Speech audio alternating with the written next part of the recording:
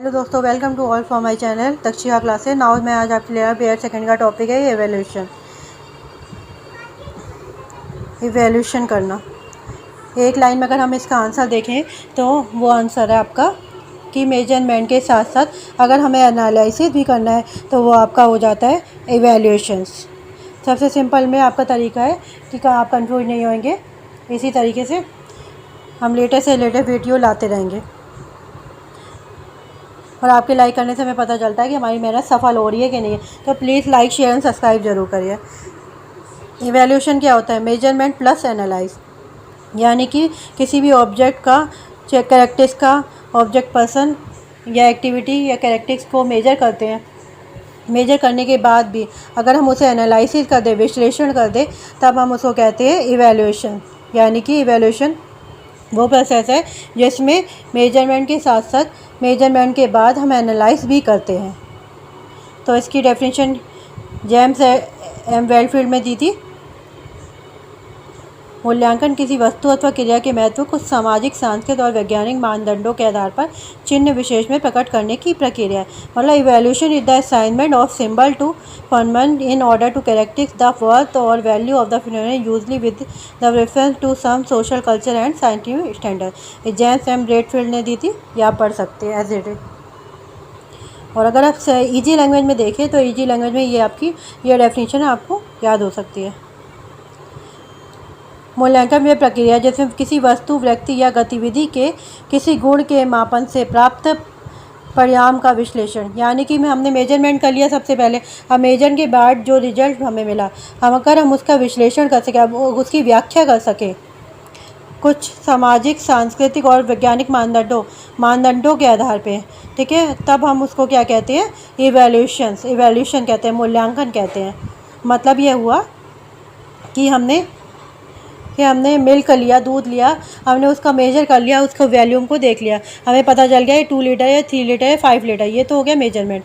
अब ये पता लगाना है के बाद, हमारे मेजर आने के बाद फिर हम उसको एनालाइज करेंगे, व्याख्या करेंगे कि ये कम है, ये ज़्यादा है, ये कैसा है, किस तरह का है। हम ये कहें 1 लीटर दूध है, ये बहुत ज़्यादा कम है, और डेली हम 2 लीटर लाते हैं, आज 1 लीटर आया है तो ये कम है। या डेली हम 2 लीटर लाते हैं, आज ये 3 लीटर आए तो ये बहुत ज़्यादा आ गया है। तो हम उस तरीके से एनालाइज करें तो वो आपका होता है इवैल्यूएशन। हमने उसका मूल्यांकन कर लिया। अगर हम एजुकेशन की फील्ड में बात करें तो कोई बच्चे, हमने उसका टेस्ट लिया, टेस्ट लेने के बाद इंटेलिजेंसी टेस्ट लिया, हमने इंटेलिजेंस टेस्ट लिया उसका, तो पता करा, उससे पता लगाया गया कि जो उसका इंटेलिजेंसी है, जो बुद्धि है, वो मीडियम लेवल की है, एवरेज लेवल की है, हाई लेवल की है, पता लगाया। रिजल्ट क्या आया? रिजल्ट के बाद अगर हम उसको एक्सप्लेन करें क्लास में कि ये इतने नंबर पे है, इसकी जो बुद्धि है वो हाई लेवल की है तो वो इतनी ज़्यादा अच्छी है, इससे कम इतने बच्चे, इससे ज़्यादा इतने बच्चे, हम उसका पूरे से एनालाइज करें क्लास में, तो वही होता है हमारा इवैल्यूएशन। तो ये तो छोटा सा एग्जांपल दिया था आपको समझाने के लिए। तो डेफिनेशन आप देख सकते हैं कि मूल्यांकन में प्रक्रिया जिसमें किसी वस्तु, व्यक्ति या गतिविधि के किसी गुण के मापन से प्राप्त परिणाम का विश्लेषण, व्याख्या कुछ सामाजिक, सांस्कृतिक या वैज्ञानिक मानदंडों द्वारा उस वस्तु की सापेक्ष स्थिति के आधार पर किया जाता है, और उस वास्तु, प्राणी अथवा क्रिया की विशेषता की दृष्टि से सापेक्ष स्थिति निश्चित की जाती है। या अपनी डेफिनेशन एज इट पढ़ सकते हैं। ये डायग्राम है एक इवैल्यूएशन का एक पार्ट है मेजरमेंट क्या है? इवैल्यूएशन का एक पार्ट है। जब हम इवैल्यूएशन करते हैं सबसे पहले हम मेजरमेंट पढ़ेंगे, और मेजरमेंट से जो रिजल्ट आएगा, रिजल्ट को एनालाइज करेंगे, उसको एक्सप्लेनेशन करेंगे, तो वो आपका हो जाता है मेजरमेंट। तो मेजरमेंट आपको समझ में आ गया होगा, ये इसका डायग्राम है। इसके बाद हम बात करेंगे फैक्टर ऑफ मेजरमेंट। हमने आपको बताया इवैल्यूएशन हम जब करेंगे तो पहले हम मेजरमेंट करेंगे, तो फैक्टर में भी पहले हम फैक्टर ऑफ मेजरमेंट लिखेंगे। जो मापन के कारक है वो इवैल्यूएशन के ऑटोमेटिक होंगे, तो इवैल्यूएशन से पहले हम मेजरमेंट करते हैं। तो सबसे पहले तो ये चारों के चारों मेजरमेंट के कारक, क्योंकि इवैल्यूएशन से पहले मेजरमेंट होता है। तो अगर हम इवैल्यूएशन करेंगे तो मेजरमेंट के फैक्टर ऑटोमेटिक पहले चारों उसके करेंगे।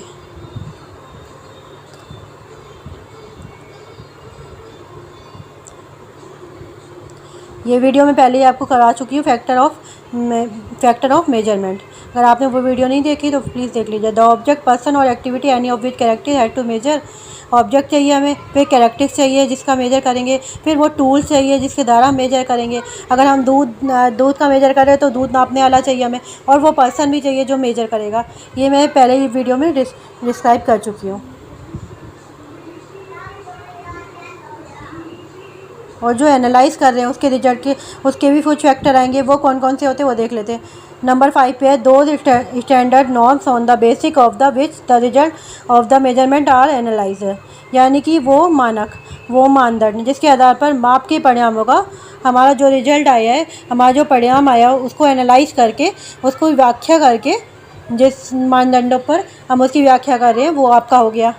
और 6 नंबर पे है, दो device with the use of the which such analyse is carry out. यानी कि वो डिवाइस जिसकी मदद से हम इस तरह का एनालाइज कर रहे हैं। वो डिवाइस लॉजिकल भी हो सकती है, मैथमेटिक भी हो सकती है, या स्टैटिस्टिकल भी हो सकती है। लॉजिकल, ये लॉजिक क्या क्या होगा उसकी कैलकुलेशन कर दें, मैथमेटिक क्या के अकॉर्डिंग एक्सप्लेनेशन कर दें, स्ट्रेटेजिक के अकॉर्डिंग एक्सप्लेनेशन कर दें।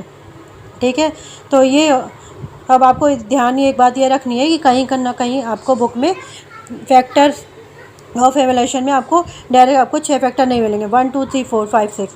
या आपको इस तरह से अलग अलग करने का मकसद यही था कि आप कंफ्यूज ना हो दें, आपको आराम से समझ में आ जाए। जब आप एवोल्यूशन करते हैं तो एवोल्यूशन में आप पहले मेजरमेंट करते हैं, फिर एनालाइज करते हैं, तो जो मेजरमेंट का प्रोसेस होता है वही सेम आपका एवोल्यूशन में आएगा ही, और जो एनालिसिस का प्रोसेस है वो आपका ऐड हो जाएगा। तो ये आपकी इच्छा है कि आप जो नोट्स बना रहे हैं आप कैसे लिखना चाहते हैं। अगर आप ऐसे लिखेंगे तो भी कोई गलती नहीं है, और अगर आप डायरेक्ट 6 पॉइंट करके लिखेंगे तो भी कोई गलती नहीं है। मतलब आप फैक्टर ऑफ मेजरमेंट हेडिंग डाल के भी लिख सकते हैं, उसके 4 पॉइंट, फिर ये 2 पॉइंट। अगर आपकी इच्छा है तो आप 6 पॉइंट इकट्ठे भी लिख सकते हैं। यहाँ पर हमने बिल्कुल सिंपल वे में बताया आपको। फैक्टर ऑफ इवैल्यूएशन में फैक्टर ऑफ मेजरमेंट आएंगे, प्लस करके फैक्टर ऑफ एनालाइज आएंगे। जैसे आप लिखना चाहें, जैसे आपको ईजी लगे वैसे लिख सकते हैं।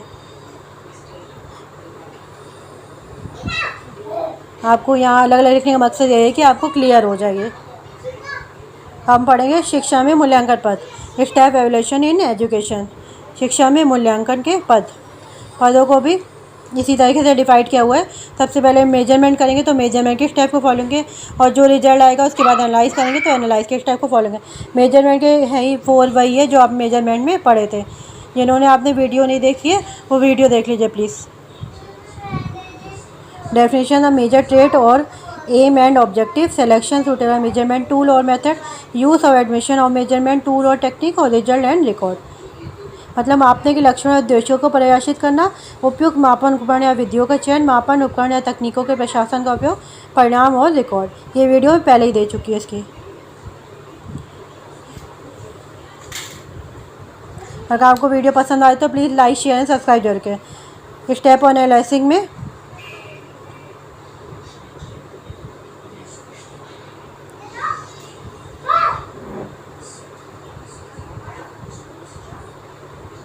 लास्ट में इसमें अब जो परिणाम आया उसका हम एनालाइज करेंगे। एनालाइज के स्टेप ये रहे। 5th होगा माप परिणामों का विश्लेषण, यानी कि एनालाइज ऑफ मेजरमेंट रिजल्ट। मापन का जो परिणाम है उसका हम एनालाइज करते हैं, उसका हम एक्सप्लेनेशन करते हैं। 6 नंबर पे हम करते हैं prediction, suggestion and guidance on the basic of analysis.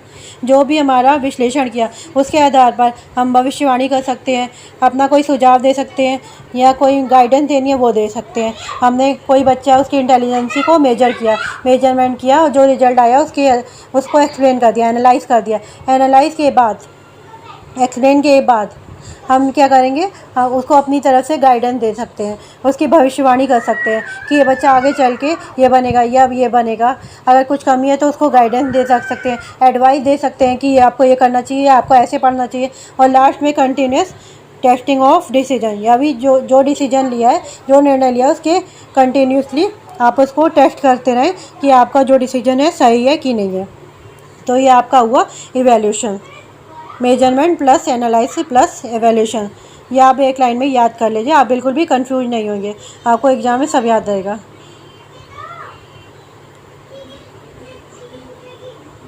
और इन सब में डिफरेंस भी मैंने वीडियो बनाई है, अगर आपने वो वीडियो नहीं देखा वो वीडियो भी प्लीज़ देख लीजिए। Thanks for watching. अगर आपको हमारा चैनल पसंद आया, हमारा काम करने का तरीका पसंद आए तो please like share and subscribe ज़रूर करिए।